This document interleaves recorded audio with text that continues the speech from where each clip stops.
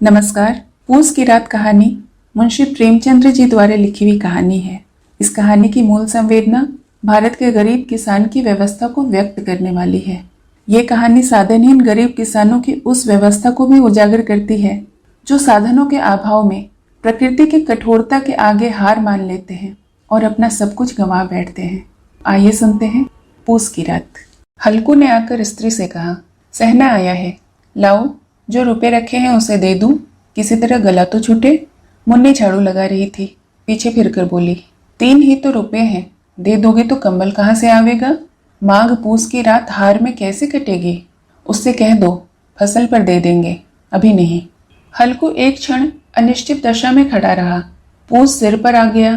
कंबल के बिना हार में रात को वह किसी तरह नहीं जा सकता, मगर सहना मानेगा नहीं, घुड़कियां जमावेगा, गाली देगा। बला से झाड़ू में मरेंगे, बला तो सिर से टल जाएगी।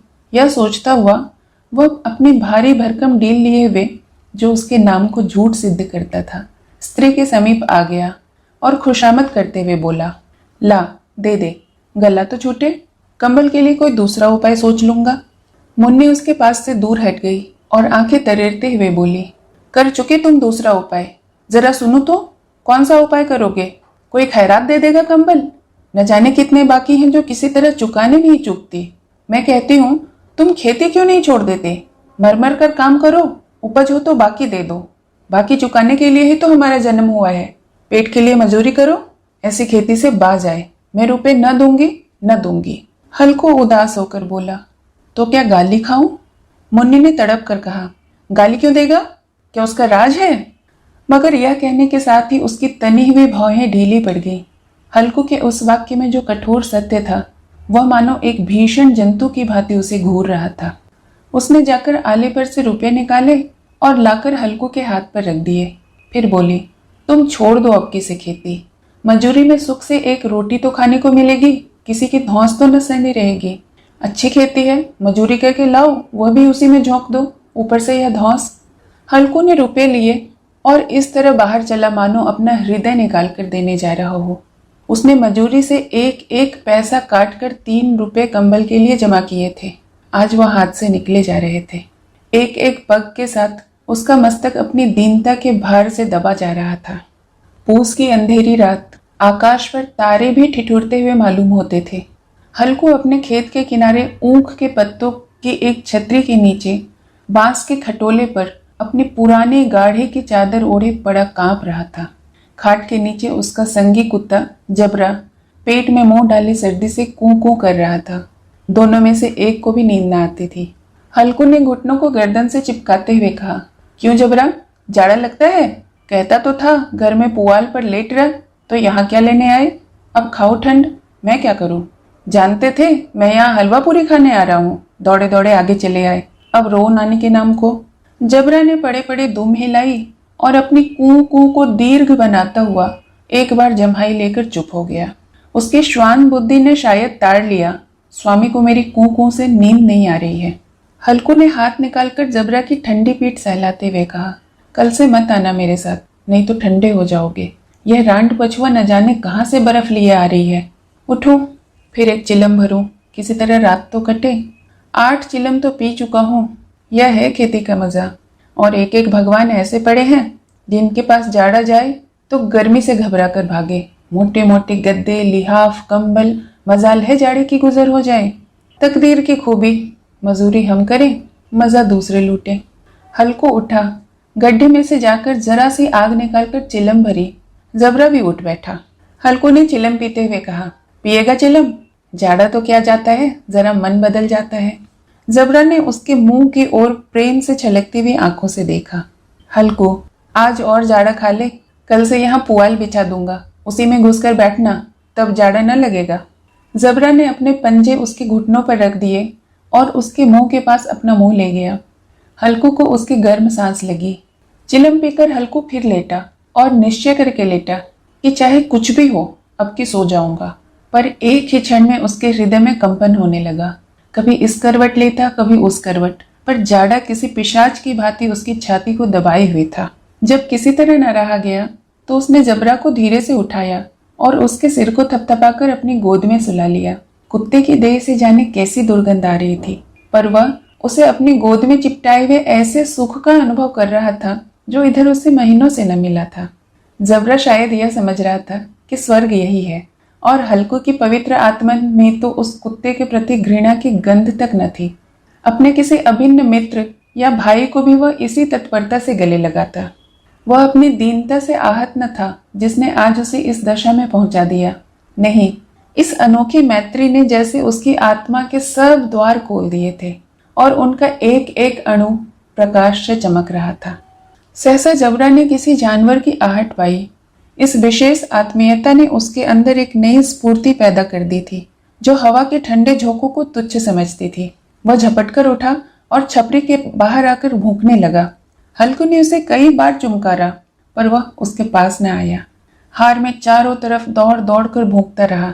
एक क्षण के लिए आ भी जाता तो तुरंत फिर दौड़ जाता। कर्तव्य उसके हृदय में अरमान की भांति झलक रहा था। 1 घंटा और गुजर गया। रात ने शीत को हवा से धधकाना शुरू किया। हल्कू उठ बैठा और दोनों घुटनों को छाती से मिलाकर सिर उसमें छिपा लिया। ठंड फिर भी कम न हुई। ऐसा जान पड़ता था सारा रक्त जम गया है, धमनियों से रक्त की जगह हिम बह रहा है। उसने झुककर आकाश की ओर देखा कि अभी रात कितनी और बाकी है। सप्तऋषि अभी आकाश में आधे भी ऊपर नहीं चढ़े थे। ऊपर आ जाएंगे तब कहीं जाकर सवेरा होगा। अभी पहर से ऊपर रात है। हल्कू के खेत से कोई एक गोली के टप्पे पर आमों का एक बाग था। पतझड़ शुरू हो गई थी। बाग में पत्तियों का ढेर लगा हुआ था। हल्कू ने सोचा, चलकर पत्तियां बटोर लाऊं, उन्हें जलाकर खूब तापूं। रात को कोई मुझे पत्तियां बटोरते देख ले तो समझे कोई भूत है। कौन जाने कोई जानवर ही छिपा बैठा हो। मगर अब बैठे भी तो नहीं जाता। उसने पास के अरहर के खेत में जाकर कई पौधे उखाड़ लिए और उनका एक झाड़ू बनाकर हाथ में सुलगता हुआ उपला लिए बगीचे की तरफ चला। जबरा ने उसे जाते देखा तो उसके पास आया और दुम हिलाने लगा। हल्कू ने कहा, अब तो नहीं रहा जाता जबरू, चलो बगीचे से पत्तियां बटोर कर तापे। टांटे हो जाएंगे तो फिर आकर सोएंगे, अभी तो बहुत रात है। जबरा ने कू कू करके सहमति प्रकट की और आगे आगे बगीचे की ओर चला। बगीचे में खूब अंधेरा छाया हुआ था और अंधकार में निर्दय पवन पत्तियों को कुचलता हुआ चला जा रहा था। वृक्षों से ओस की बूंदें टप टप नीचे टपक रही थी। एकाएक एक झोंका मेहंदी के फूलों की खुशबू लिए हुए आया। हल्कू ने कहा, कैसी अच्छी महक आई जबरू, तुम्हारी नाक में भी तो सुगंध आ रही है। जबरा को कहीं जमीन पर एक हड्डी पड़ी मिल गई थी, उसे चिड़ोड़ रहा था। हल्कू ने आग जमीन पर रख दी और पत्तियां बटोरने लगा। जरा देर में पत्तियों का ढेर लग गया। हाथ ठिठुरे जाते थे, नंगे पांव गले जाते थे और वह पत्तियों का पहाड़ खड़ा कर रहा था। इसी अलाव में वह ठंड को जलाकर भस्म कर देगा। थोड़ी देर में अलाव जल उठा। उसकी लौ ऊपर वाले वृक्ष की पत्तियों को छू छू कर भागने लगी। उस अस्थिर प्रकाश में बगीचे के विशाल वृक्ष ऐसे मालूम होते थे मानो उस अथाह अंधकार को अपने सिर पर संभाले हुए हों। अंधकार के उस अनंत सागर में यह प्रकाश एक नौका के समान हिलता मचलता हुआ जान पड़ा। हल्कू अलाव के सामने बैठा आग ताप रहा था। एक क्षण में उसने दोहर उतारकर बगल में दबा ली और दोनों पांव फैला दिए मानो ठंड को ललकार रहा हो, तेरे जी में जो आए सो कर। ठंड की असीम शक्ति पर विजय पाकर वह विजय गर्व को हृदय में छिपा न सकता था। उसने जबरा से कहा, क्यों जब्बर, अब ठंड नहीं लग रही है? जब्बर ने कू कू कर मानो कहा, अब क्या ठंड लगती रहेगी, पहले यह उपाय न सोचा, इतनी ठंड क्यों खाते? जब्बर ने पूंछ हिलाई। अच्छा आओ इस अलाव को कूदकर पार करें, देखे कौन निकल जाता है। अगर जल गए बच्चा तो मैं दवा न करूंगा। जब्बर ने उस अग्नि राशि की ओर कातर नेत्रों से देखा। मुन्नी से कल कहना देना, नहीं तो लड़ाई करेगी। यह कहता हुआ वह उछला और उस अलाव के ऊपर से साफ निकल गया। पैरों में जरा लपट लगी पर वह कोई बात न थी। जबरा आग के इर्द गिर्द घूमकर उसके पास आकर खड़ा हो गया। हल्कू ने कहा, चलो चलो इसकी सही नहीं, ऊपर से कूद जाओ। वह फिर कूदा और अलाव के इस पार आ गया। पत्तियां जल चुकी थीं। बगीचे में फिर अंधेरा छा गया। राख के नीचे कुछ कुछ आग बाकी थी जो हवा का झोंका आ जाने पर जरा सा जल उठती थी, पर फिर एक क्षण में आंखें बंद कर लेती थी। हल्कू ने फिर चादर ओढ़ ली और गर्म राख के पास बैठा हुआ गीत गुनगुनाने लगा। उसके बदन में गर्मी आ गई थी, पर ज्यों ज्यों शीत बढ़ती जाती थी उसे आलस से दबाए लेता था। जबरा जोर से भौंक कर खेत की ओर भागा। हल्कू को ऐसा मालूम हुआ कि जानवरों का एक झुंड खेत में आया है। शायद नील गायों का झुंड था। उनके कूदने दौड़ने की आवाजें साफ कानों में आ रही थी। फिर ऐसा मालूम हुआ कि खेत में चर रहे हैं। उनके चबाने की आवाज चर चर सुनाई देने लगी। उसने दिल में कहा, नहीं, जबरा के होते हुए कोई जानवर खेत में नहीं आ सकता। वह तो नोच ही डाले। मुझे भ्रम हो रहा है। कहाँ, अब तो कुछ सुनाई नहीं देता। मुझे भी शायद धोखा हुआ। उसने जोर से आवाज लगाई, जबरा, जबरा। जबरा भौंकता रहा, उसके पास न आया। फिर खेत के चले जाने की आहट मिली। अब वह अपने को धोखा न दे सका। उसे अपनी जगह से हिलना जहर लग रहा था। कैसा दंदाया हुआ था। इस जाड़े पाले में खेत में जाना, जानवरों के पीछे दौड़ना असहाय जान पड़ रहा था। वह अपनी जगह से न हिला। उसने जोर से आवाज लगाई, लिहो लिहो लिहो। जबरा फिर भौंक उठा। जानवर खेत चल रहे थे। फसल तैयार है। कैसी अच्छी खेती थी, पर ये दुष्ट जानवर उसका सर्वनाश किए डालते हैं। हल्को पक्का इरादा करके उठा और 2-3 कदम चला, पर एकाएक हवा का एक ऐसा ठंडा चुभने वाला बिच्छू के डंक सा झोंका लगा कि वह फिर बुझते हुए अलाव के पास आकर बैठा और राख को कुरेदकर अपनी ठंडी देह को गरमाने लगा। जबरा अपना गला फाड़ता रहा। नील गाय खेत का सफाया किए डालती थी और हल्कू गर्म राख के पास शांत बैठा हुआ था। अकर्मण्यता ने उसे रस्सियों की भांति चारों तरफ से जकड़ रखा था। उसी राख के पास गर्म जमीन पर वह चादर ओढ़कर सो गया।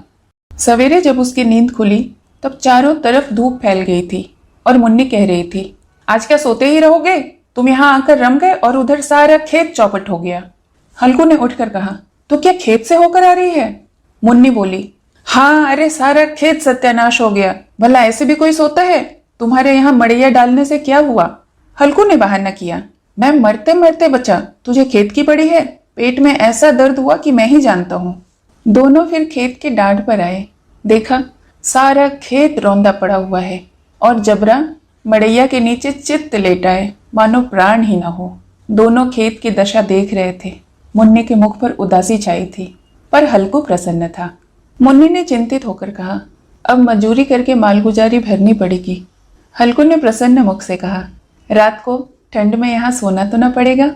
कहानी सुनने के लिए बहुत बहुत धन्यवाद। साथियों, अगर आपको मेरे चैनल के कंटेंट पसंद आते हों तो मैं आपसे अनुरोध करूंगी कि मेरे चैनल को ज़रूर सब्सक्राइब करें। साथ ही साथ इसके साथ लगे हुए बेल आइकन को भी प्रेस करें ताकि मेरे द्वारा अपलोड की हुई कहानियाँ सबसे पहले आप तक पहुँचें।